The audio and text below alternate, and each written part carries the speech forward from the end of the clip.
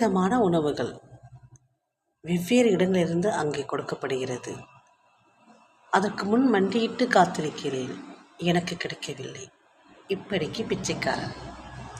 இந்த வாசகம் எதை உணர்த்துதுன்னு கொஞ்சம் யோசிப்போமா? வெவ்வேறு இடங்களிலிருந்து விதவிதமான உணவுகள் குப்பை தொட்டியில், பசிக்காத குப்பை தொட்டியிடம் போய் சேருகிறது. பசித்து சுருண்டு படுத்து மண்டியிட்டு காத்திருக்கிறேன் நான். எனக்கு உணவளிக்க யாரும் இல்லை. இது என்னதான் கொடுமை கடவுளே!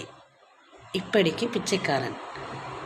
இது சாப்பாடு கிடைக்காத ஒரு மனிதனின் நிதர்சன உண்மை.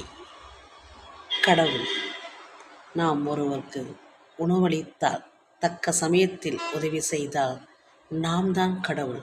அவர்கள் முன் கொஞ்சம் யோசித்து உங்கள் வாழ்க்கையில் உங்களால் முடிந்த உதவிகளை பிறருக்கு செய்யுங்கள். நன்றி, வணக்கம்.